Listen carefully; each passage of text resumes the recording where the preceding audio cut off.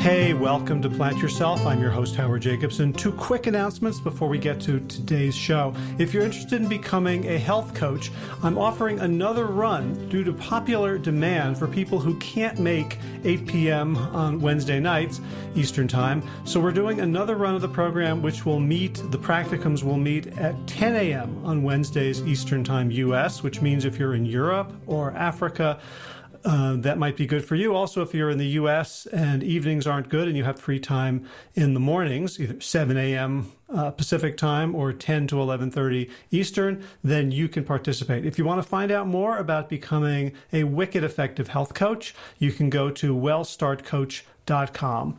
Second thing is, if you're not aware of it, Josh Lajani and I have a book that is free on Amazon Kindle. It's called Sick to Fit. And if you just go to Amazon and search for Sick to Fit, you'll be able to download it for free and read it on any Kindle-enabled device, even a phone, smartphone, tablet, computer, whatever. All right, let's get to today's episode. This is the Plant Yourself podcast. I'm Howard Jacobson of plantyourself.com, WellStart Health and Sick to Fit. This podcast is part of my mission to help you live a compassionate and connected life. So this is a special Friday edition of the podcast, and the timing is so that if you are looking for amazing holiday gifts, you can take advantage of today's offer, which is a donation to help build a cow house for the Piedmont Farm Animal Refuge located in Pittsboro, North Carolina, whose founder and volunteer manager, Lenore Braford, joins me on today's podcast. There's a video. She came to Sun Studio, so we set up the camera. So if you want to check that out, just go to the show notes for today's show, which is plantyourself.com/356. I first went to the refuge. I'm embarrassed to say I live 4.5 miles away, but I didn't go until last month when we made it a field trip for the Sick to Fit retreat that Josh and I led in November. And we were all struck by the wild and proud spirits of these animals who have been given their forever home by Lenore and her partner Paul and the staff and the board and the volunteers. Look, there are billions of farm animals living and dying in misery every year. And obviously a single refuge or even 1,000 refuges can't solve that problem because it's not it's a demand problem, right? Not a supply problem. But what Lenore talked about was one of the goals of the sanctuary, obviously, is to rescue animals in need of rescue and to give them kindness and healing and care and love so that these animals who have been so horribly treated by humans open their hearts to us again. It's amazing how quickly they can forgive and become comfortable. Watching animals recover from trauma is extremely inspiring and empowering. But beyond that, these animals, as Lenore says, can act as ambassadors, can show us that animals are not just commodities to be stockpiled in freezers and shelves and eaten as if they were not real, as if they were not sentient. Because when the meat you eat is a commodity packaged in uniform on the supermarket shelf, it's easy to feel totally fine about your consumption. But when you've made friends with a turkey like Jordan, who has now become in your mind a person with his own personality and preferences and quirks and fears and desires, you really got to think twice about the origin of the flesh on your plate.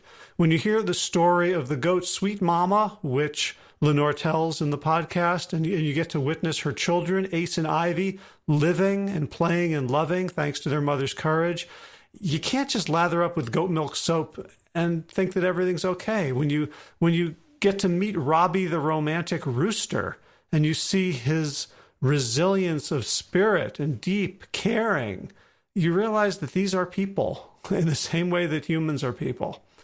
And the other thing I want to talk about before we get to the podcast is the idea of animal-centered design. Lenore's partner, Paul, is the architect who's created all the buildings. If you take a look at the show notes, you'll see some of the photos of the housing for these animals. And I've last weekend, I spent 3 hours cleaning out the duck houses.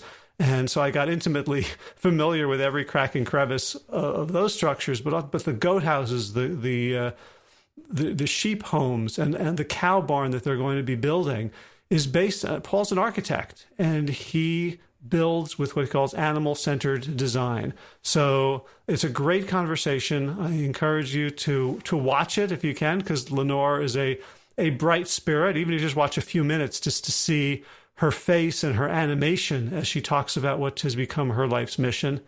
And if there's anyone you're thinking of giving a gift to, think about making a donation to their Kickstarter campaign, which you can find at their website, piedmontrefuge.org. That's Piedmont and refuge, Refuge, piedmontrefuge.org. The top of that website will take you right to their Kickstarter, where you can donate in someone's name, or if you're just moved to make a gift, the Kickstarter is an all or nothing. So it either all gets funded or none of it gets funded.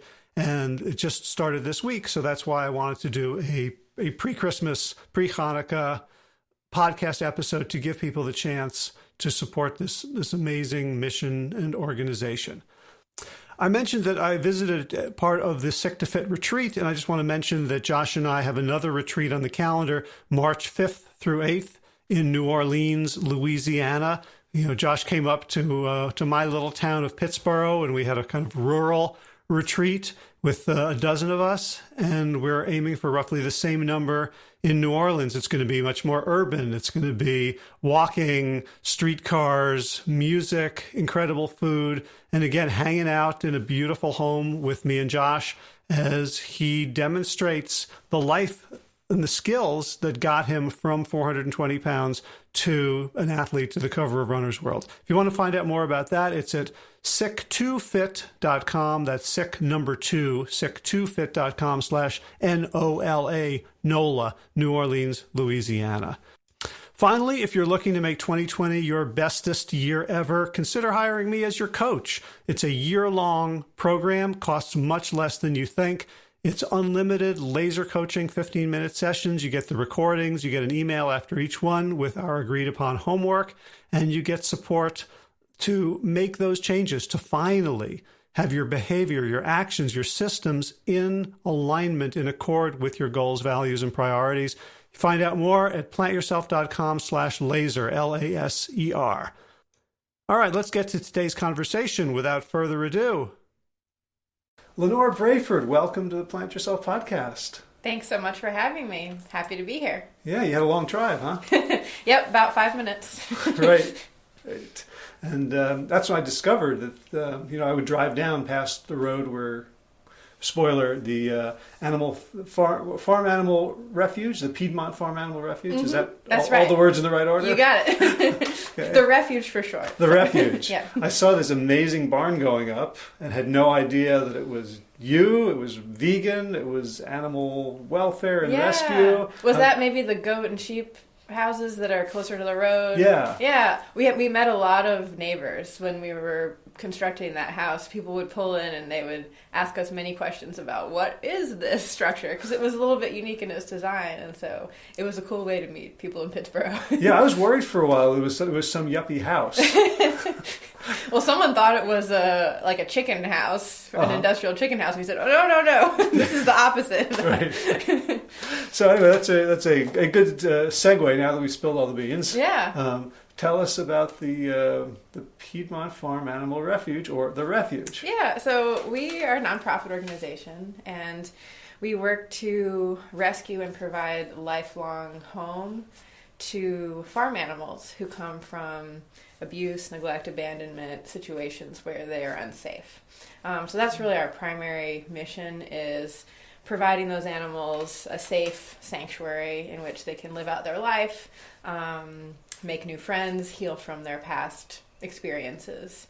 And we also do a lot of education work in both how these animals are treated in our society, and vegan diets, living a vegan lifestyle, because all of these things are intertwined with one another. How these animals are treated, our choices directly affects that. So as an organization that rescues animals, education is a really big part of what we do, because our goal is to help as many animals as we can. And a lot of that comes through personal choices and information that people have. So what's your interest? How did you arrive at being a co-founder of this? Yeah, so when I was young, I loved animals like many people do. Had cats growing up in my house and just never made the connection at a young age, although I was one of those children that refused to eat a lot of animal products, not necessarily consciously, but I just sort of had a distaste for a lot of animal products growing up. Did it feel like just I don't like the taste of them, or was it like some little part of your soul was... It's unclear. From what I remember, I simply was averse to certain tastes and textures. So this was annoying to my parents, but they figured out pretty quickly we're not going to force this child to eat these things. So they just kind of went with what they could get by. But when I went to college, it's funny, we have so much power when we're 4 years old, and like if we just had that energy still, we could get so much done. I tap love into your inner stubborn post-toddler. Absolutely. Sorry. Yeah. In college, I kind of immediately went vegetarian. I went to Oberlin College in Northern Ohio, and in the cafeteria, there was a whole vegetarian section. So it was like one of those things that was super easy to do. I already was almost there with my diet choices. And so I was vegetarian for a few years. So was there a moment where you sort of became vegetarian in terms of identity? Like it seemed like, the diet was really, really similar, but it seems like it was a name got attached to it. Yeah, I think right when I started my college years, and kind of I was no longer living at home, and my food choices, I had more agency over that. Is kind of when I just said, okay, I'm gonna just go vegetarian, and it really for me was just cutting out a couple things I had been eating and didn't feel like I really needed to eat those things. So. And what was your reasoning at that point? My reasoning at that point was, I love animals, and this is easy for me to do. Mm-hmm. And I did not, at that point, know much about how farm animals are treated in our society. It was just sort of this kind of natural progression for me. Mm-hmm. As I was in college more and more, I was majored in environmental studies. So through that lens, I was learning more about the factory farming industry and industrial agriculture and those effects on our environment. And while I was learning about the environmental impact for school, I was also learning about the impact on animals in terms of my personal morals and just my consciousness. And a particular course that I took my senior year is what had me go vegan. And it was an environmental philosophy course where my professor was giving out assignments to 2 students at a time, and he would give us a debate topic, and he would assign, you're going to debate that it's ethical to do this action, you're going to debate that it's not ethical, so come back to the class and present your findings. Well, I was given, it is ethical to eat animals and animal products. That's so great. It was great, and boy, do I wish everybody had to do that, because in trying to come up with reasons, I convinced myself, well, I need to go vegan because what am I doing? So it was wonderful because it really made me think critically about these moral issues, right? This is someone's life versus, very small things, and, taste, convenience, tradition. And so I lost the debate, but it was a really important turning point in my life. So I don't know much about the field of environmental studies in terms of who's in it, what they're concerned about. Is it typically a vegan friendly field or a progressive, or because I could imagine lots of schools would have schools of departments of environmental studies that might be at like an A&M college or an agricultural school or a strong dairy program like Cornell, where they wouldn't necessarily go there. There's so many environmental problems that they just would have a lacuna about animal agriculture. Sure. And I think that the place that I went to school was a big part of that, because Oberlin College is known as a small liberal arts, extremely progressive college. One of the professors there is a well-known author called David Orr, and he's now retired from the faculty, but he was one of the professors I had at the time.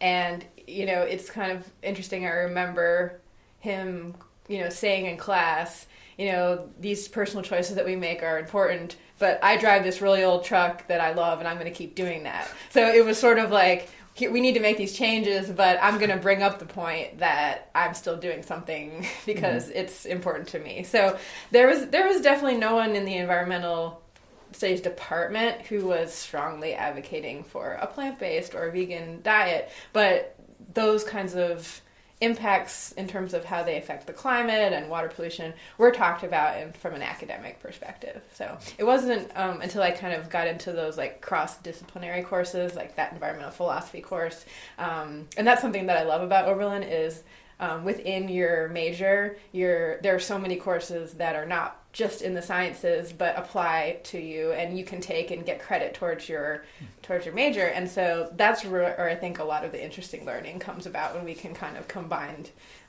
environment with philosophy or other kinds of overlaps like that. Right. This podcast is being brought to you by the admissions department of Oberlin. Not really. But yeah, in working on Whole with T. Colin Campbell, I saw really clearly the dangers of being a strict disciplinarian, meaning being just in your discipline, in your lane. Right. Absolutely. Block out the rest of the world, then you're not going to really have a lot of context to work in. So. Right, and not having context means that when you could be right and still extremely wrong. Absolutely. Mm-hmm. So, all right, so you came out of Oberlin. You were a vegan at that point. I was, yeah. And like lots of people come out of school with a passion, with an identity, and then they just go off and forget all about it, or become a weekend warrior for it. What was next? Yeah, well, what was next for me was some travel and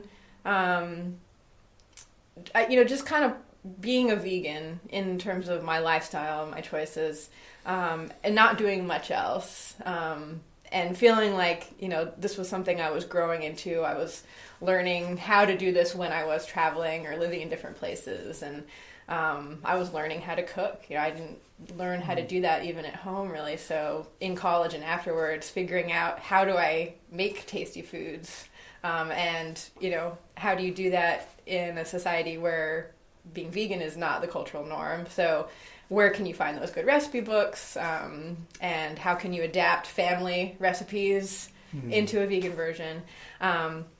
But I did some soul searching and really trying to figure out, what do I want to do with my life? And I kept coming back to being a child and having this affinity for animals and this natural connection to them. And I started to think, what could I do within that field that would align with my values and my passions?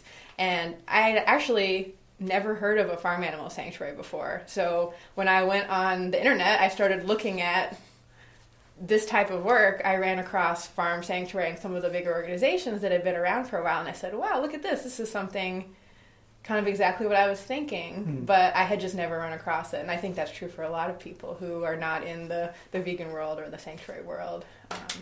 So a couple of things I'm curious about. One is, so when a lot of people go vegan, all of a sudden they experience trauma, right? From either, it sounds like you didn't have a lot of this from sort of your own personal behaviors. You had mitigated animal consumption for a while, but in just all of a sudden seeing, like walking through the supermarket, and now you're seeing friends in plastic wrap instead of inanimate meats. And, I know a lot of people who become very angry and turn everybody off. And, did you have any of that? Yeah, in the beginning when I first went vegan, I was definitely someone who was trying to get all my friends and family to watch, these gruesome videos online, meet your meat and all that kind of stuff. You've got to watch this, and people didn't want to watch it, and they didn't like my approach. And I wouldn't say I was an angry person, but I was definitely kind of aggressive in how I was talking to others. And, if I didn't know about this, and I assume you don't know about it, so learn about it and go vegan with me, That wasn't really working for me. And so I kind of, figured that out, as I think we all do. And slowly just, for a lot of people in my family, kind of said, well, I'm just going to do my thing and see what comes of that. But I think, in terms of my personal trauma, like you mentioned, going to the grocery store or like seeing others eating animals, it did affect me, but it affects me now more than it ever did then, because I now have a personal relationship with these animals who I live with and I care for on a daily basis. So it's not just, I've seen this video footage and I know how that particular chicken suffered before they ended up on a plate. It's, I know a chicken who has a name, who I see every day, and I can envision that individual on your plate. So it's actually more emotional to me now than it was in the early days. Right. It feels like you have much more of a capacity to hold it. It's almost like when, like the zealotry of the converted, like when you just have the idea, like, eating animals is terrible and all these suffering animals, like you can really kind of be untethered in your response, whereas like you're speaking from real love and real grief. I think there's a way in which I'm imagining that you can be much more in control and effective from that place. Yeah, I think that number one, just as you are vegan for more and more years and people make jokes or ask you questions, you figure out how to emotionally deal with that personally, and then you figure out how to respond to those questions or those jokes in the most productive way to, further a conversation or something of that nature. But I think that because I do have that personal relationship with these animals, I can speak from so much of a more intimate perspective that it does feel more authentic and real to someone other than, I can think about my early self talking about it, and I really didn't know what I was talking about in some aspects. I mean, I knew, but I didn't know. Right. And the other thing that really struck me is you said, like, you spend time, like, becoming a vegan or growing into it. And, when I think about it, I think, vegan is basically stop doing a bunch of things. And yet for you, it was like filling up a positive identity as opposed to just, I don't do this, I don't wear this. Yeah, and I definitely think that is sort of something that people think about veganism is it's just denials, and they see it sort of as a negative, which probably when you're first doing it, you feel that way. But I definitely don't feel that way about being vegan, and for me, there's been so many types of foods that I now like that I didn't used to like, and that I have been willing to try that I just didn't think about or didn't have access to before. So I don't see it in that way. All right, so you were looking online. You discovered there was such a thing as farm sanctuaries. Yeah.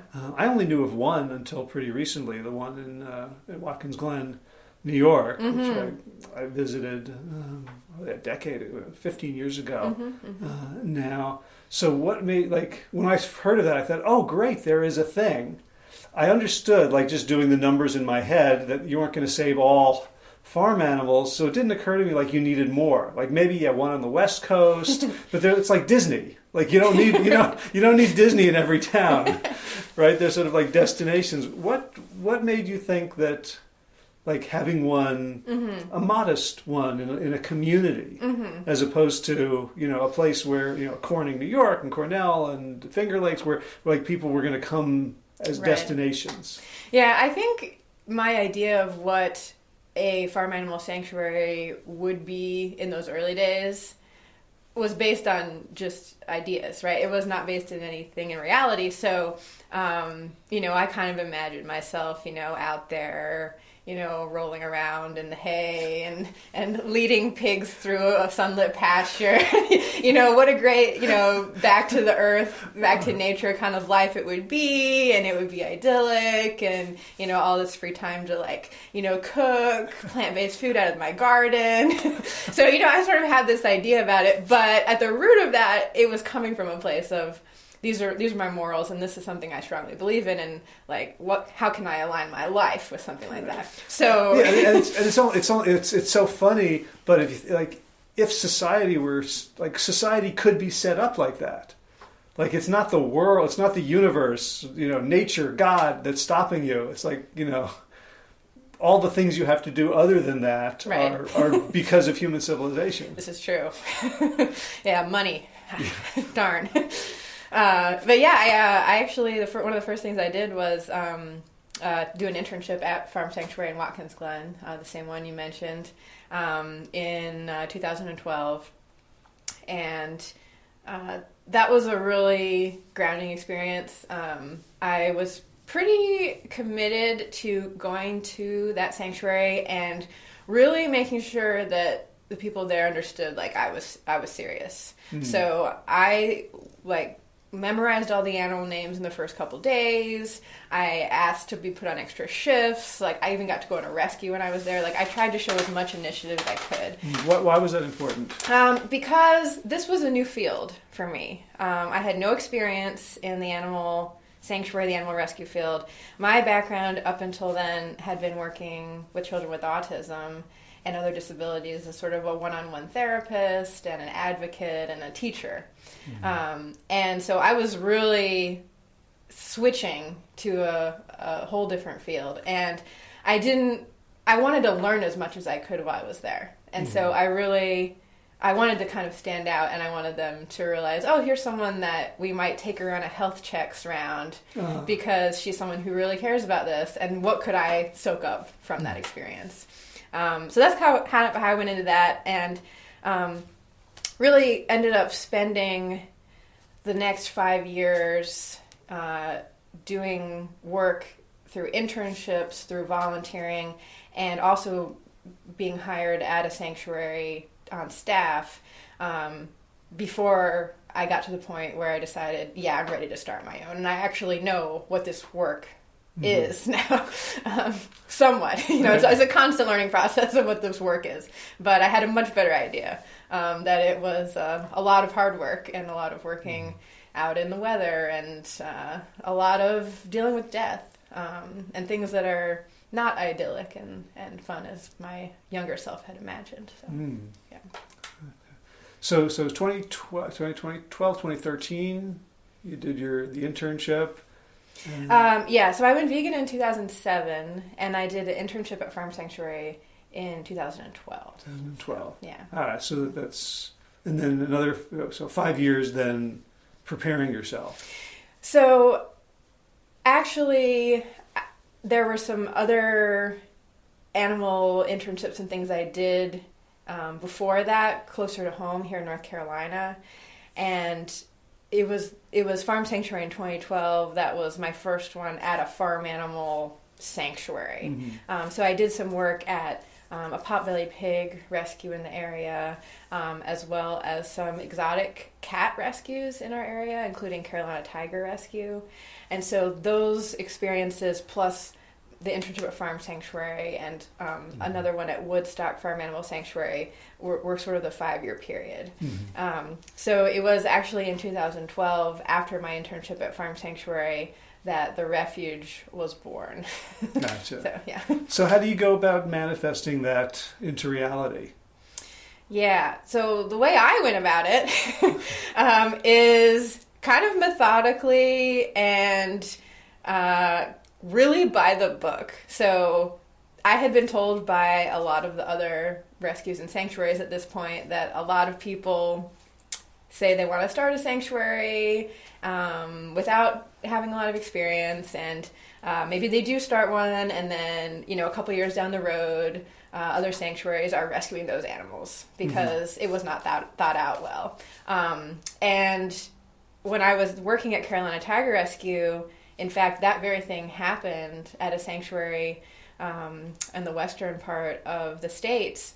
And there were so many tigers and other animals there that needed to be rehomed, some of which we took. But many of them had to be euthanized because there was simply no place for them to go. Mm-hmm. And so these lessons I was able to absorb through mentors and people telling me this over and over again, but then also through that personal experience of this tragedy that had happened. So. Yeah, like a farm sanctuary isn't just for Christmas. Right. Like a puppy. Exactly. So I really started by getting the 501c3, forming a board of directors. I went out to any kind of vegan, vegetarian meetup, hangout that I could find in the area and just said, hey, this is who I am, this is what I'm doing. If you want to be involved, here's a sign-up sheet, see how you can be a part of it. And this was all before even getting the property to start it. So kind of just started with the bare bones of a nonprofit and getting some people who cared about it on the team who wanted to bring it into fruition. Mm-hmm. Well, it sounds like a very entrepreneurial approach, because someone could look at you and say, wow, what a big risk you took, getting this property and doing something that's so countercultural. Mm-hmm. But it seems like you mitigated risk every step of the way. I tried to be as responsible as I could. I really wanted to do it right. And there were not everybody in the beginning who was a part of the organization really saw it that way. Some people, well, we need to rescue animals right away. We need to, buy a little shed down at Home Depot, put it up, and get some animals in there because there are animals that need help right now. And I mean, yes, that's true. But every single day of our lives, there are animals that need help right now. And my vision was really to do something sustainable and to do it right the first time. I didn't want to buy a little shed that was going to need to be repaired in a couple of years and be another one to replace it. So I kind of stuck to my guns and grew a lot through figuring out how to navigate a lot of those conversations and dialogues. And I'm guessing, I don't know how old you are, but I'm guessing you were one of the younger people in a lot of these conversations. Absolutely. Most of the people that even now are involved with the refuge on our board of directors or on our staff are older than me. So yeah, that's an interesting dynamic to be a part of. But it was a lot of personal growth. I would say starting this organization is a continued journey into personal growth. There's so many things to learn and to push yourself. And I feel really good about what I'm doing personally because I know that I'm a place in my life now that I would never be if I had, done some other path. This podcast is sponsored by the Grow a Farm Sanctuary and don't have to buy don't have to pay for therapy. I never said that. You might need extra therapy. Some of it can be pig therapy. But you'll get there. Was there ever, were you looking at this in terms of a go, no go? Were there things you were thinking if I don't get these signals from the world or from other people, that I'm just not going to do it? Or were you I'm going ahead, hell or high water? I think at this point, because of the time I'd spent in other sanctuaries, I was confident that I was going to do this. Now, the question was, how big was it going to be? And was it just going to be, me doing a little hobby, having some animals in the yard, taken care of? Or was it going to be a larger organization? Thankfully, getting the land and starting that process, I found there was such a giving community of people who wanted to be involved. And some of the first volunteers we had out there were people who are still involved with us, who are now, in leadership positions, but who literally came out. There was nothing on the property.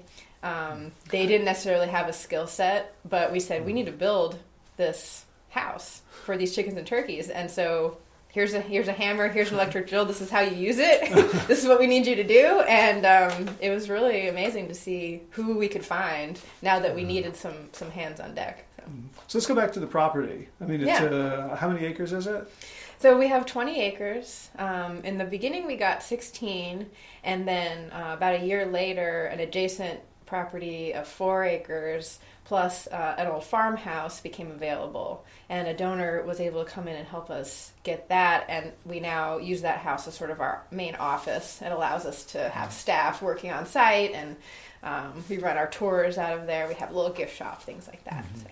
So 20 acres, I mean, around here, I mean, it's not, New York City, but it's not cheap. So how did you get the money? Yeah, so the original 16 acres, I had some funds that a relative of mine had given to me for my college experience. But because of a number of factors, I did not need to use that funding for college. So I had these funds, and I really wanted to use them to get the land and start the organization. So that's what I ended up doing. Okay. Did you need their permission for that? I didn't, but I did have to talk to the rest of my family a little bit and kind of convince them that this was important to me, and this was something that I was really trying to build, and I wasn't going to just go away in a couple of years. So, so that was a little just of an internal family discussion. Right. I mean, were they worried, how are you going to make a living? You're going to spend all your time doing this, and the pigs don't pay well? And... Yeah, I mean, I think there was not necessarily direct concern, but just questions about, okay, have you thought this through? Is this something that, you're really committed to? And things of that nature. So, yeah. Gotcha. All right, so that was, you convinced them or you set their minds at ease. Yeah. Bought the land, and you'd had a bunch of volunteers and people who had already expressed interest. Yeah. And how do you know what to build? Yeah. Well, one of the first things we did in order to get interest was actually we started holding vegan bake sales. And this was a great way to not only do outreach and, show what amazing things you could eat that were vegan, but it drew in a lot of the vegan community. And so we were able to meet a lot of people that way, which was really cool. And then we'd say, hey, check it out. This is a fundraiser we're doing, and we need you to come out and help us build this house for chickens and turkeys. In terms of the house itself, my partner Paul is an architect now, and at the time was in school. And so he was able to use his design sense and his experience in building. He had done some work through AmeriCorps Habitat for Humanity in the past. So he had learned how to build certain structures, certain houses. And so he was sort of able to lead myself and other folks who maybe didn't have as much experience. So it was like you're like on eHarmony going, I need a vegan architect. Well, actually, Paul and I met before the first day of college, before either of us were vegetarian. So we made a journey together towards. You were both at Oberlin? We were both at Oberlin. That's right. That's right. So at this point we both went vegan around the same time, and he was very committed, and he wanted to support my dream and what I was doing. He to this day is the refuge architect and has really honed kind of his approach and what he's doing from the beginning, which was sort of subconscious, to now being very intentional about the designs for these animals, which is really to try to design from their perspective, what we call kind of an animal-centered design approach, instead of thinking about other considerations such as cost, or what does a barn look like, or what would be easiest for the caregivers. We're really trying to focus on what would a cow prefer to live in? What kind of structure would they build if they could build one for themselves? And it's such a strangely revolutionary thought, right? Like I've interviewed people on the podcast, like Carl Safina, who wrote this book Beyond Words about animal, sort of cognition, but animal beingness and animal consciousness. And he points out that most science doesn't believe that even exists, right? So if the elephant mother positions herself between the truck and her baby, you're only allowed to say the elephant positioned herself as if she was trying to protect her baby. As if, yeah. Right, because you can't know what she's thinking. Right. And So like I worked with an architect once. I was on the staff of a school, and they were building a new building. And this guy came and he talked to us for hours and hours. And really, like by the end, it was like, he was practically a teacher. He understood us from the inside out. Yeah. But to think that you would do that with an animal, with a species, right, is pretty remarkable. Well, that's definitely something that we're attempting to do. And whether or not we get it right, we only know through the animal's interaction with the space and then what we can further learn from that. And our goal is not to build the best, cow house that everybody should build. It's an attempt to build something with the animals in mind and to be sensitive to that and to realize that this is a place that they're going to live for the rest of their life, and the place should reflect that, and it should reflect our values as an organization, which is we do recognize animals as individuals with individual needs, wants, and desires. And yes, as a species, they may have certain likes and dislikes, but also within maybe a group of goats, we may see them interact and use their spaces differently from one another because they're individuals just like we are. So. Right. And, what comes to me is the only other person I've ever heard of who's done animal-centric architecture is Temple Grandin. Right.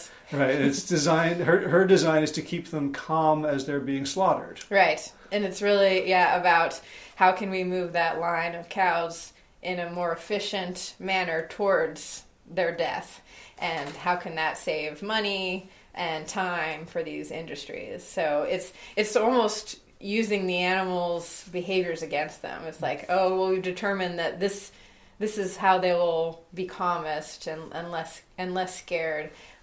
So let's employ that technique, but it's to their ultimate demise instead of using those ideas to help them and create a wonderful environment. Right. Well, I guess any kind of psychology has that dual edge to it. You can manipulate or you can enhance. Absolutely. We'll get some photos and I'll put them up on the show notes page because they really are remarkable buildings, and I'll link to various videos. But I want to talk about the animals because, the first thing I noticed about our tour. So we did Josh and I had a retreat. We brought a dozen people. First thing I noticed about the tour is that you knew every animal by name, and I'm like, they kind of all sort of look alike to me. Is there a brand or something? Like, how the heck does she do this? Yeah, well, I think, when you think about all the people that in your life, let's say you go to a family reunion, well, you're going to be able to tell them all apart, even though there's maybe 50 all in a group. Right, they all share DNA. Right. It's very similar. If you or anyone was around these animals every day and were responsible for their well-being, you'd be able to tell them apart, and not only would you be able to tell them apart, but you would know them as individuals, and you would know that Lily is shy, and Electra is super intelligent and runs away when the vet truck comes, and Jonathan is very chill and relaxed, and their personalities are part of who they are. So. Yeah, but I don't know about that. I think you could spend a lot of time with them. It's about the quality of your seeing and your intention. I'm sure there's people who, in factory farms who spend tons of time with animals and don't see and choose not to see. So I think, the key is for understanding their welfare, first believing that they are individual. You don't see them as individuals unless you believe they're individuals. It's almost like believing is seeing. Mm-hmm. Yeah, and I think that at the refuge, what we try to do is create the best space that we can or that we know how to, and then let the animals live in that space and become themselves. And sometimes that takes a lot of time. And I think because the organization is set up that way, and that's our focus, and that's how we approach the animals, that, there is sort of that that way of being with them and knowing who they are that's built into how we interact with them, how we train volunteers and staff members to interact with them. And so I think that kind of goes back and forth, because if we are noticing and responding to their individual needs, then they're hopefully recognizing that and feeling even more security and safety, and okay, well, she noticed I like to eat over here, so my food is now put over here, and that's how I like it, and that kind of goes back and forth, and the more they are comfortable, the more we can see them for who they really are and understand them. So was there a first animal for you that was a person? Yeah, well, the first animal for me who was a person were definitely animals I interacted with at other sanctuaries, and really recognizing this and realizing this. And I think that this goes back to even as a child, so many of us when we're young talk to the cat or read aloud a book to the dog. Well, as I asked the question, I realized what a stupid question, because like you said you had cats. Yeah. But for farm animals, like farm animals are a different category in our minds. To see them the same way you would see a cat or a dog. Yeah, and I think that was for me part of what becoming vegan was about. Was sort of making those connections. And realizing that we know cats and dogs as individuals because we're given that opportunity. But these other animals are no different in their complexities, their abilities to share affection, and their joys and their pains. It's just, in our society, we don't have a lens and give them a name and, give them that space. And so I think I made that connection in going vegan and starting to visit other animal sanctuaries. Now, the first animal who came to the refuge is a rooster named Robbie. And, already having that mentality about animals. He was quite young when he came. He had been misidentified as a hen, which is very common when chickens are young because it's hard to tell male from female when they're super small. And he was living in Carborough in a intentional community, and when they discovered he was a rooster and he would be crowing all day long and doing rooster things, he wasn't allowed to stay. And that's something that many towns say, you can have the females but you can't have the males because of all the noise. It's probably Pacifica. It wasn't Pacifica, but it was one of those. And so the community came together and say, well, what should we do about this rooster? And half the people wanted to cook him and say, well, he has no use. He makes noise. He doesn't make eggs. We're going to put him to use. And the other half said, no, let's find him another home. And luckily, there were enough of them that they won the argument. Right. It sounds like most of the boys in the co-housing community where I live. Right? A lot of noise, no use. Exactly. Never cooked them. So yeah, we were lucky enough that we got Robbie, and he still lives at the refuge. And Robbie's a romantic, right? He is a romantic. Can you tell that story? Absolutely. I've learned a lot from Robbie. One thing that we saw with him, well, he was our first animal. So there he was by himself, in this big chicken house. And we're like, this is exciting. We're rescuing animals. We're taking them in left and right. Some turkeys came in next. And then our first hen arrived. And her name was Esmeralda. And she had come from a neglect case where early in her life she had been attacked by predators that had done some neurological damage, and for a while she would only walk in a certain direction. That sorted itself out, but she was malnourished and just had a lot of issues. So she was able to be rescued and come to the refuge.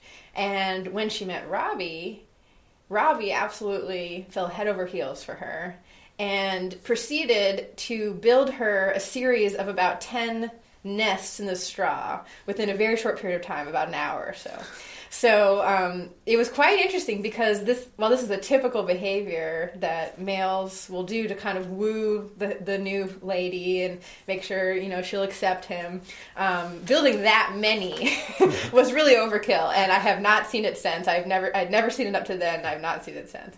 So he builds her all these nests over and over and over again, and she's checking them all out. He came from co-housing, so maybe, there you go. Maybe he thought that's what it looked like. But he was successful at wooing her to the point where we would try all these new animals we were bringing in, we would say, oh, here's some more hens to add to the group. And we would introduce them. And Esmeralda would chase them around and say, you got to get out of here. Ravi is mine. And so this is the way it went down. And we said, that's fine. If you two would like to live by yourselves, you can do that. Because this is what we're trying to do, is set up a situation where all the animals can do what they want and can live with who they want. And they proceeded to live out life together for several years until Esmeralda passed away. And that was a hard time for us as well, because Ravi became ill. He refused to eat. And our vet said he was depressed. And that was why he was going down this road. And it was so extreme that he had to be tube fed. Because he was just refusing to eat or drink anything. And so we decided to go the route of introducing some new hens who had just come in and needed a place to go. And at first he made no movement whatsoever to say that he even acknowledged them. And we were very concerned that we were going to lose him to essentially a broken heart, which was what was happening. But it seemed that after about 4 or 5 days, he started to peak and say, okay, who are these new ladies? And slowly but surely he came out of his depression and he accepted them as new flock members. So Ravi lives with them to this day and is doing very well. But it's just, these kinds of stories. I can tell many stories about individuals at the refuge that really illustrate that they are much more like us than they are unlike us. And people don't really understand that about farm animals. Right. See, that's what I want to explore is like a lot of people around here have backyard chickens. We had backyard chickens a bunch of years ago. And, we got our, the Orpingtons and the Australorps and a bunch of the fluffy yellow ones. Never really told them apart, but I never saw anything resembling that I interpreted as feeling. It's like, when I heard the Robbie story, I'm like, can I have a tissue, please? Right? Like, this is a love story, Absolutely. And, like, what is it about backyard chickens or like the way even when we do humane farm animals, that we don't see the range of who they are the way we do at Refuge? Yeah. I mean, I think in some cases it's the spaces that the animals are in. So if we're talking about a farm setting, it's how are those animals being treated? How long are they getting to live? What kind of environments are they in? That they're really not feeling like they can be themselves. But in some cases, I think when maybe it's like backyard chickens, it may be about our noticing and the time we spend with them and just understanding how to interpret the language of someone who's very different from you. Not only a different species, but chickens are birds and we're mammals. So they're very different from us. And so just being attuned to that and trying to figure out how are they communicating with one another? What do these body movements or these sounds mean? And can we learn from that? And for me, at the refuge, it's just about the time being around them. I mean, every day, opening up the house, feeding them, doing health checks on the animals, making sure they're in good condition. That time around them and getting joy out of that just sort of led to, I think, that noticing. So, yeah. I'd love to do a couple more animal stories. Sure. You talk about the big goats. Was it Ace? Ace and Ivy. Ace and Ivy. Sure. Ace and Ivy were the first goats that came to the refuge. So, similar to how Ravi was the first chicken. And they came with their mother. And her name was Sweet Mama. And her name was very fitting. In fact, I once saw her licking a baby deer through the fence. She really wanted to mother anyone who would let her. And this makes a lot of sense because she had been denied being able to be a mother for most of her life because Sweet Mama came from a dairy farm. And traditionally, they give birth and the babies are taken on the day they're born or very shortly thereafter. And so all of those motherly instincts that she was ready to put into these little ones were not able to be expressed. And just to connect the dots, talking about like goat milk. Yeah. Right, like goat milk soap, and goat milk is so much better for you than cow's milk, and it's so much more ethical. Right. So, okay, back to your story. Yeah, I mean, goat dairies are very similar to cow dairies, right? The principles are the same. You need to be pregnant to have milk. So in order to have that milk be used for humans, those babies who are born through your pregnancy are removed from you, and the amount of milk that they are given is, doled out in specific quantities, and usually either bottle fed or fed on a machine to those babies. So it's taking something very beautiful and loving and really mechanizing it and turning it into a profit-driven system. And so that was the situation that Sweet Mama was in. Do you know how many times that had happened to her? Well, typically they'll give birth, or they'll be artificially inseminated or bred to give birth at a minimum of once a year, because through the cycles of pregnancy and everything, they want the milk production to be at a certain rate. And so after that time period goes on, the production will go down if they're not re-impregnated. So we estimate Sweet Mama was about 7 when she came to the refuge. So, for 6 years or so, she had been going through that process. And at the age of about 7, her body had started to give out, and she was not producing enough milk even when she was pregnant. And that's something that naturally happens to goats and cows and anyone who's being put through that very laborious system. I mean, if your body is just in a routine that is not what you would have naturally, of always giving birth and always being milked. And so what happens to these animals at that point, and what happened to Sweet Mama, is they are sold for slaughter, because the amount of feed and grain that's being put into them, they're not giving enough back. So she went to a slaughter auction, and instead of being killed like so many of the others from that farm were, she managed to escape from the slaughter auction by jumping some fences and running across a road. And there was a woman. And this, I'm sure this auction is set up to keep animals from doing that. Absolutely. Like, that's the main thing. That's the main job of the architecture there, is to keep them there. Absolutely. Yeah. It was really a testament to Sweet Mama's personality, as to the fact that she was not only able to get out of there and to get across the road, but that at the time she was barely able to walk, and she was very thin.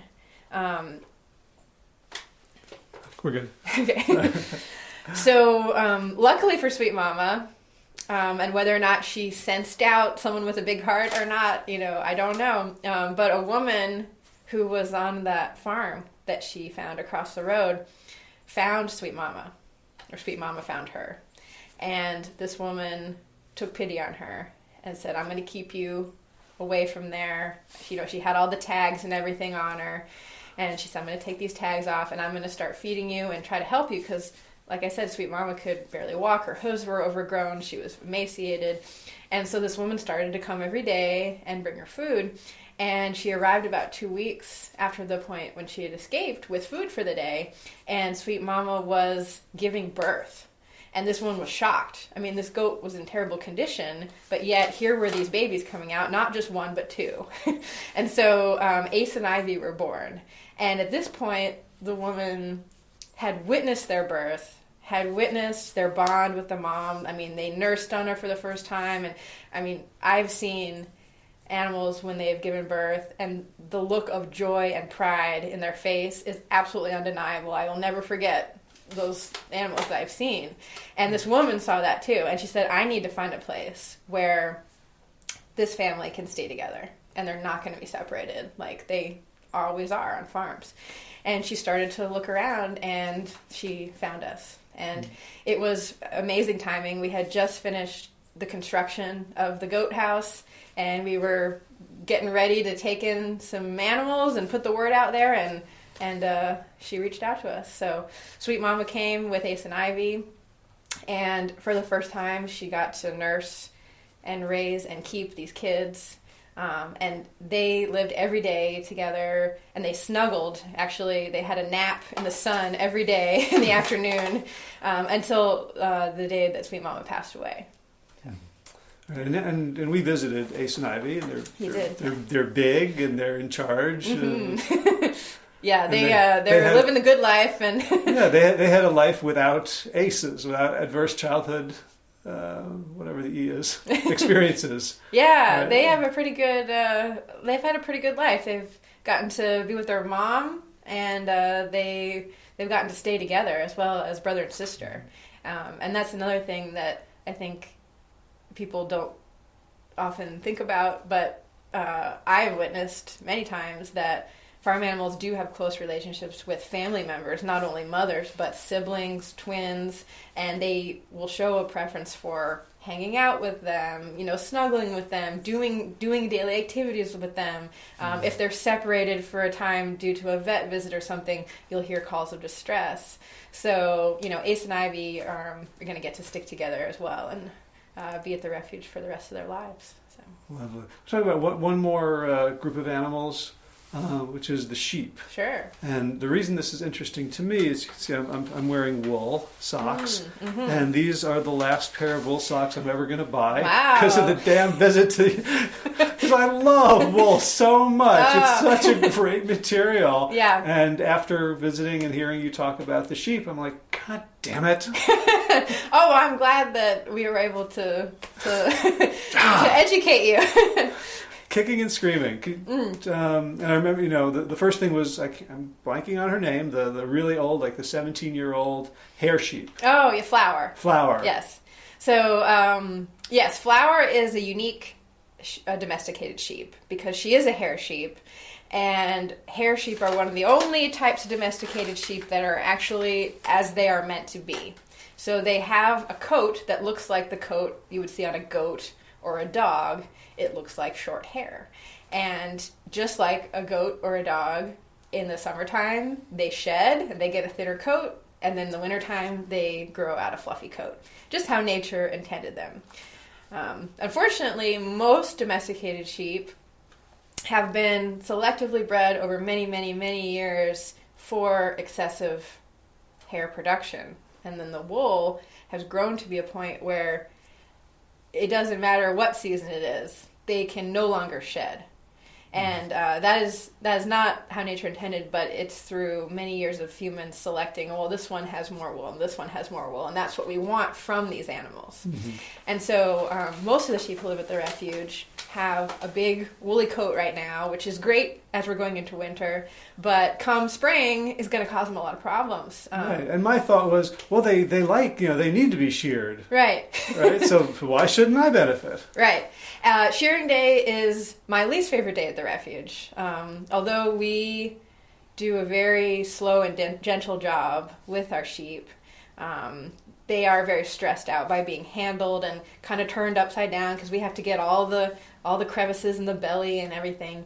So they recover and they're okay. But most sheep who are shorn in a very fast industrial way that a lot of people have probably seen videos of online. It's super stressful. There's a lot of cutting and nicking that goes on to those animals. But one of the biggest things about wool that people don't realize is that most sheep actually have a long natural tail. But because of having so much hair growth and farms not wanting to deal with washing sheep if they get sick and they have like a runny poop, the tails are cut off of almost all sheep now on farms. In fact, most people who come to the refuge are shocked to see the long tail on the sheep because they've lived their whole lives thinking sheep naturally had this little cute bobtail when that's actually a mutilation that's been done to them.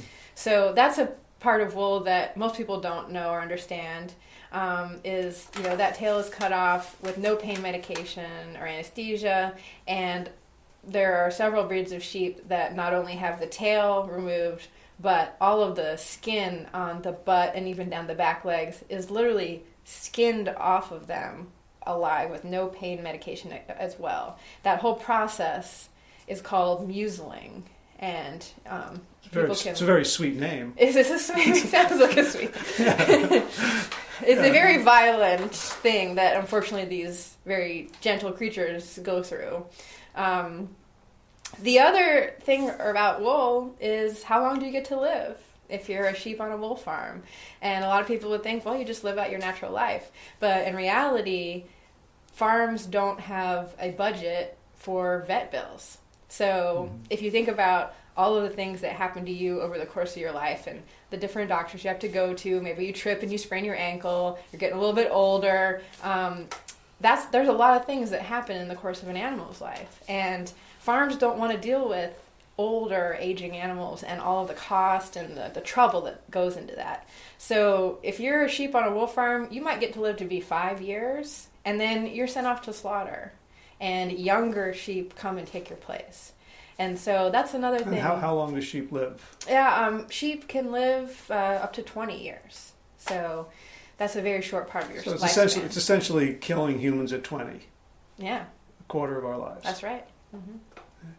So I want to talk about the Kickstarter and the cow barn. But before we do that, you said something that really struck me on our tour. Was that you built this so the animals themselves could be the ambassadors. What do you mean by that? So the animals as ambassadors. Most people, including me, until I had the privilege of going to a sanctuary, don't really know who farm animals are. And their only experiences with them may have been at like a county fair or at a petting zoo or at a farm, something like that. And these are all spaces where these animals are not comfortable and they don't feel safe and they're not living in the optimal conditions for them. And so because of that, they're not expressing who they are and they're not comfortable enough to show their personalities and their natural behaviors. And so at the refuge, because our goal is to provide them with the best possible environment that we can to the best of our ability and our knowledge, people can actually observe these behaviors and these personalities, and they can see turkeys doing what turkeys do. The image I'm getting is, imagine like an alien species came to Earth to examine us, and they went to the New York Stock Exchange. Right? And said, "Oh, that's what human." Right. In a cage.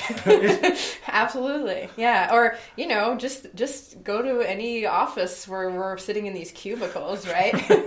Right? Right. Or Black Friday at Best Buy. Exactly. Yeah. Now I'm trying to think of environments in which we are ourselves. Absolutely. I think animals can teach us a lot about, how to reconnect with who we really are. But yeah, I think that's what the refuge does, is it provides a space for the animals to be themselves. And then because of that, when visitors come, they have a new understanding and a new appreciation for the animals. And that, hopefully, is our goal, impacts them and allows them to say, I'm going to make a different choice. Next time they're at the store buying a certain product, they're going to say, I'm not going to buy that because I met Jordan the turkey, and he came over and took treats from me, and I saw that he was a person, and so I'm not gonna buy that turkey in the store that's a person, even though I didn't know him. And in that way, these animals are helping others of their kind just by being who they are. Great. So let's talk about the you want to bring in another species. We do. We're very excited to be moving towards large animals. By saying large, I mean cows. And if you've ever been to a sanctuary and seen full-grown cows, I remember the first time I saw them, I thought, they're elephants. They're actually the size of elephants. Most people don't realize that because most cows are killed at just a few years. But cows are another species who they can live up to 25 years at a loving home or at a sanctuary. And they're quite big. So we're at the point now where we feel like financially and time-wise, we want to move in that direction. So our Kickstarter for our cow campaign is live. And what we're aiming to do with this is raise some of the funding that we need to build the habitat for the cows. So this includes fencing to keep them safe and all the water and power lines, but also the house for them. And so my partner Paul, who is the architect, is going to be in the early parts of the new year starting his research phase, going to find cows in any and every environment he can, just sitting, sketching, taking notes, watching them through the course of a day. What do they do during the day? What kinds of things do they seek out? What kinds of things do they avoid? What kinds of spaces do they seem to enjoy? And putting all of that knowledge together over a time period to design that house. Does he also talk to like veterinarians? He tries to talk to a variety of people. So that would include veterinarians, sanctuary directors, people that have been working with rescued cows. But he also looks for opportunities to observe cows in farm settings to see what is working here and what is maybe not working here for these animals. So he tries to just get any kind of opportunity he can to observe the animals. Gotcha. Yeah. And so give us the details of the Kickstarter so we can help out. Yeah. So one of the great things about the Kickstarter is we have perks at different levels of giving.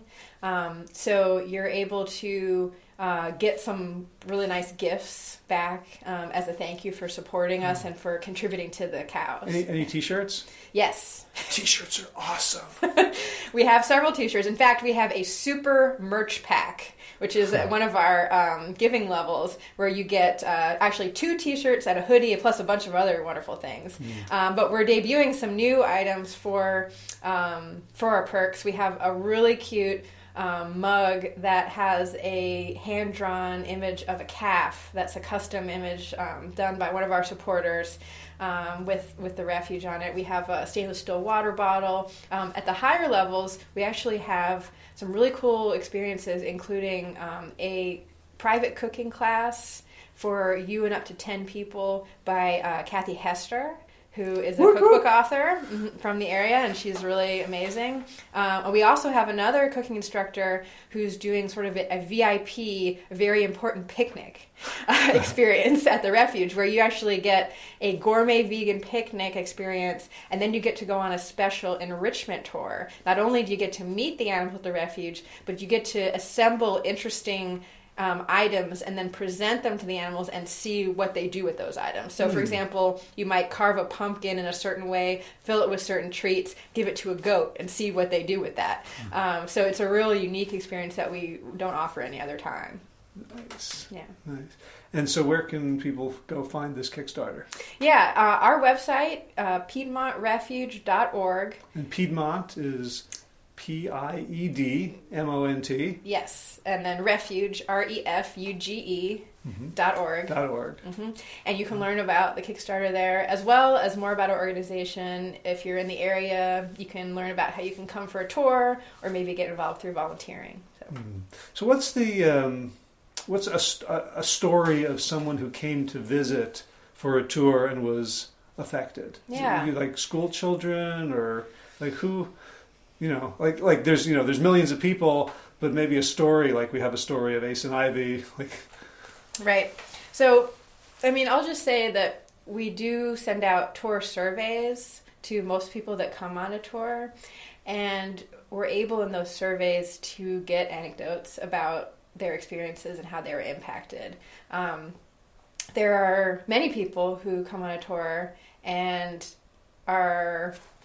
feel very emotionally impacted by a story and may cry or may say something like, well, I can never eat a turkey again. So that happens quite frequently on tours. But my favorite experience is working with children, because children have such a natural connection to animals, and they're not afraid to ask questions. Why does that animal missing her horns? Or what's wrong with this one? And one of the programs that we offer is a camp for kids called Camp Compassion. And it's a much more intimate way for children to learn about these animals and care for them. So the kids that come to camp actually participate in the regular daily animal care that we do. So they get to prepare the food for the animals, give it to the animals, watch the animals eating, provide enrichment items, clean out the house. I mean, do everything for the animals. And it's really beautiful because they are creating personal relationships with the animals, and the whole camp experience is about fostering compassion towards others, and how in life, we do things for ourselves. Everybody is selfish, but look how much more joy we can get out of life if we are doing something for someone else. So. Right, and for kids don't really matter these days. The things they do. You could play this game, or you could read this. Yeah. It's like to matter, to know that your efforts and the extent of them and the quality of them are going to have a material impact on another being. Yeah, you made a difference in that goat's day. Yeah. Right. So there's the Kickstarter for the new cow facility, but you also this thing isn't cheap, to run on a day-to-day basis. I want people to have a sense of your ongoing need for funds. What, you said, you have a $35,000 a year vet bill? Yeah, for us, the vet care is our main cost for the animals. And we have to think about, again, these are animals who are coming to us sometimes at a young age, but no matter how old they are, our promise is we're going to take care of you until we can't do anything else for you, just like we would do for a human, in our lives. And so those costs are quite significant, but we also have the ongoing costs of all the food, all the bedding that we replace every week, and all the animal housing, and all the other things that go into running a big operation that we do. So some of the best ways that people can support us are becoming an animal sponsor, which is a symbolic way, but a really sweet way to support the refuge. You can choose a particular animal, for example, Ace the goat or Dexter the duck, and you get a rescue portrait and a story of how they were rescued and came to the refuge, mailed directly to you. And that's a monthly fee, so $5 or $10 a month or whatever it is, that goes really to help support our organization and all those costs that I mentioned. But also what's really important is that as we grow, we are doing that with recurring funding that we can count on. So we're now at a point, thanks to our community, where we say, hey, we can actually expand and take in some cows. And the more people that sign up for those recurring gifts, that gives us the financial stability to do that. And that's a really important part of how, we sort of started in a sustainable way, and we're really committed to that. We don't want to get in a situation where, everybody was able to give $100 this month, but next month those people weren't able to give $100. It's much more helpful for people to give $10 a month instead of, $100 once. So the animal sponsorship program is a great way to get involved. Yeah. And is anybody on staff getting a salary? Yes, we have 2 staff members who work part-time. We have an administrative staff member who is actually the first person we hired, which might surprise someone when they're thinking about an animal rescue. But there are so many behind-the-scenes things that we have to do as an organization to keep everything going. And so Michael helps with that. And then we were just able to hire a part-time animal caregiver who works alongside me and our amazing volunteer team. And that person was really hired in anticipation of these cows coming. And it was part of our first phase to be able to even build the infrastructure and start rescuing cows. So Shannon, we're really happy to have her on the team as well. Gotcha. Yeah. Are you taking a salary? I do not take a salary currently. You need a salary. Well, thank you. If you know of anyone who wants to donate towards my salary, let me know. But I hope that as the organization grows, that is something that will be able to happen. But also as the founder, my main goal is that this organization becomes something that does not need me to run and operate. I can go be hit by a bus and I know the animals are fed, well taken care of, and that more animals will be rescued in the future. So that's really my main hope and focus for the organization. Yeah. Gotcha. And just tell us the location for folks in the North Carolina area, or maybe it will become a a destination tourism, thing. Yeah. And start building animal-friendly hotels and Airbnbs to support this Absolutely. wonderful place. Yeah, so we are in Pittsboro, North Carolina. And so we're near the Triangle region, North Carolina, Chapel Hill, Raleigh, Durham. But our sanctuary is about equidistant to Greensboro or to Raleigh. So if you're in the North Carolina area, it's a lovely country, rural setting. And we actually do have a yurt on site. So if you're from out of town and you wish to visit, contact us, and if the yurt is available, we may be able to set you up there. So. Ooh, I didn't know that. Yeah. A new thought for some relatives. Aha! Just stick them over at the refuge. And when people come, generally they can do like a 2-hour tour. Yeah, typically we offer, it's a tour that's like between an hour and a half to 2 hours. You get to meet all the animals, hear their rescue stories, ask all the questions that you have. It's a personal guided tour, so it's real intimate, and it's a great way to learn and kind of make a connection with the animals. So. Awesome. Well, Lenore, thank you so much for everything and for coming out here and sharing it. And folks listening and watching, this is a grade A organization. This is, like, we all want to do good. We all want to help out. And there's so many charities and organizations that we don't have a pulse. We have to check Charity Navigator, and we worry about, the CEO made $750,000. Like, if you care about the environment, about animals, about humans, this is a great place to support. So, Lenore Braford, thank you so much for all you do and for coming out here today. Thank you so much for having me. I really appreciate it. All right. And that's a wrap. All right. I hope you enjoyed that conversation as much as I did. I hope you get a sense of Lenore's great spirit, courage, commitment, dedication. And I also hope you got to feel like you met some of the animals that we're working to save and to, sounds terrible, but to weaponize as missiles of compassion and connection, so that other people can understand what animal agriculture is and how it's destroying our souls. Again, if you're moved to donate, it's PiedmontRefuge.org, and follow the links to their Kickstarter campaign. If you'd like to see a bunch of photographs of the animals and some photographs of our Sick to Fit retreat tour to the sanctuary, you can check out the show notes for today's show, which is plantyourself.com/356. You'll also find the YouTube video embedded there of my conversation with Lenore. If you're new to the show, you can catch up on hundreds of archived episodes over at plantyourself.com. And if you're not new to the show, I'd like to invite you, after you've donated to the Animal Sanctuary, to consider becoming a patron of this show. Right now, I am still the largest sponsor of the show, and I keep advertising out of it. I don't want to be beholden to anyone. I just talk about the things I'm up to and some good causes like this. I don't sell sheets or underwear or mattresses or website hosting or anything like that. I try to get as much content in as I can and respect your time. And it takes time and money to produce this show. And if you are able to help, I would love it. You can just go to patreon.com and search for Plant Yourself, or go to Plant Yourself and look for the red Patreon button in the right sidebar. Thank you so much. So in garden news, there's no garden news right now. It's just really, really cold.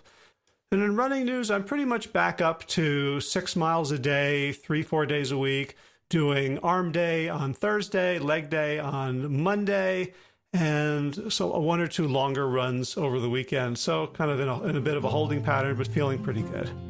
All right, let's talk about thanks. Thanks to Will Ridenauer for allowing me to use Sabali Dawn. The Dance of Peace is the theme music for this show. Check out willridenauer.com for more of his gorgeous Kora music.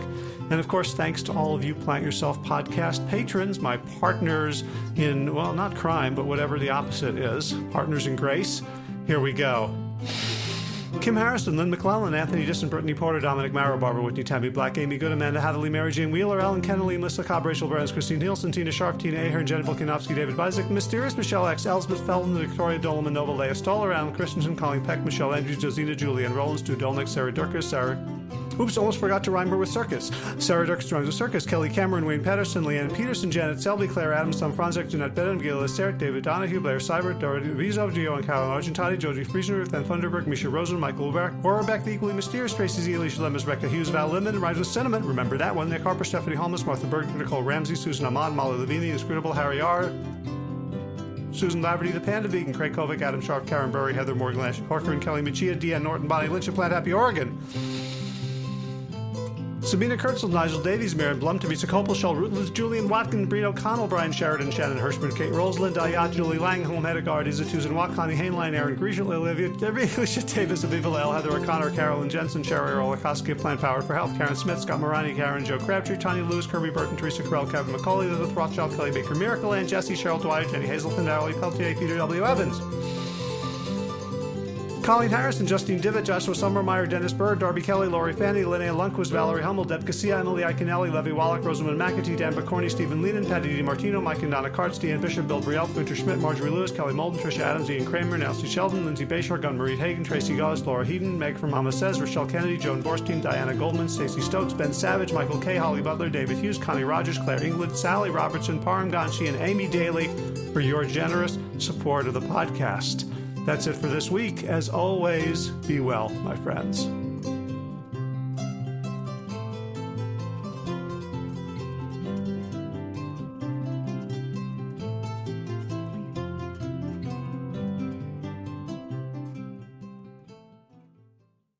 So if you appreciate the Plant Yourself podcast and would like to help support the mission of the show, there's a few easy ways to do it. One is to just go to wherever you get your podcasts and leave a review. Let other people know about it. Give us some stars. Give us some love. And that really helps us be found by more people. Something else, of course, you can do is let someone know about this podcast. Someone who you think would benefit. Send them maybe a couple of episodes that you think would pique their interest, or just ask them to subscribe in general. And third, you can join arms and become a patron, a financial supporter of this show. You may have noticed that there's no advertising in the show, and it's free for everyone, and it's supported, paid for by those who can afford it. So if you would like to make a one-time contribution or an ongoing monthly pledge, you can do so at plantyourself.com/gift. All right, time for thanks. Thanks to Will Ridenauer for allowing me to use his beautiful song, Sabali Dawn, The Dance of Peace. You can find more of Will's music at his website, willridenauer.com. And of course, thanks to all of you Plant Yourself podcast patrons. Kim Harrison, Lynn McClellan, Anthony Disson, Brittany Porter, Dominic Maurer, Barbara Whitney, Tammy Black, Amy Good, Amanda Hatherley, Mary Jean Wheeler, Ellen Kennelly, Melissa Cobb, Rachel Behrens, Christine Nielsen, Tina Sharp, Tina Ahern, Jen Filikanovsky, David Vizek, The Mysterious, Michelle X, Elspeth Feldman, Leah Stoller, Alan Christensen, Colleen Peck, Michelle Andrews, Josina, Sarah Durkis, Rhymes with Circus, Kelly Cameron, Wayne Pedersen, Janet Selby, Kara Adams, Tom Franzek, Jeanette Benham, Gil Lissert, David Donahue, Blair Seibert, Dorona Vizo, Gio and Carol Argentati, Jody Friesner, Ruth Ann Thunderberg, Misha Rosen, Michael Warbeck, The Equally Mysterious, Tracy Z, Aviva L, Alicia Lemus, Rebecca Hughes, Val Linneman, Rhymes with Cinnamon, Nick Harper, Martha Bergner, Susan Ahmad, Molly Levine, The Inscrutable, Harry R, Susan Laverty, The Panda Vegan, Craig Kovic, Adam Sharp, Karen Burry, Heather Morgan, Kelly Machia, Deanne Norton, Bonnie Lynch, of Plant Happy, Oregon, Sabina Kurtzels, Nigel Davies, Marion Blum, Teresa Copel, Julian Watkins, Breen O'Connell, Shannon Hirschman, Linda Ayat, Holm Hedegaard, Izatuzan Watt, Connie Hainline, Aaron Greer, Alicia Davis, Heather O'Connor, Carolyn Jensen, Sherry Orlikoski of Plant Powered for Health, Karen Smith, Scott Morani, Karen and Joe Crabtree, Tanya Lewis, Kirby Burton, Teresa Carell, Kevin McCauley, Elizabeth Rothschild, Ann Jesse, Cheryl Dwyer, Jenny Hazelton, Valerie Peltier, Peter W. Evans, Colleen Harrison, Justine Divitt, Joshua Summermeyer, Dennis Bird, Darby Kelly, Lori Fanny, Linnea Lundquist, Valerie Hummel, Emily Iaconelli, Levy Wallach, Rosamund McAtee, Dan McCorney, Stephen Leanan, Patty DiMartino, Mike and Donna Kartz, Deanne Bishop, Bill Brielle, Gunter Schmidt, Marjorie Lewis, Kelly Molden, Tricia Adams, Ian Kramer, Nancy Sheldon, Lindsay Bayshore, Gunn-Marie Hagen, Tracy Gullis, Laura Heaton, Meg from Mama Says, Rochelle Kennedy, Diana Goldman, Stacey Stokes, Ben Savage, Michael K., Holly Butler, David Hughes, Connie Rogers, Claire England, Sally Robertson, Param Ganshi, Amy Daly, Brian Tourville, Mark Jeffrey Johnson, Josie Dempsey, Karen Schmidt, Pamela Hayden, Emily Perryman, Olga Sidorowska, Allison Corbett, Richard Stone, Lauren Vaught of Edible Musings, Aaron Hasty, Sean Owen, Sagar Nayak, Erica Piedra, and Danielle Roberts for your generous support of the podcast. That's it for today. As always, be well, my friends.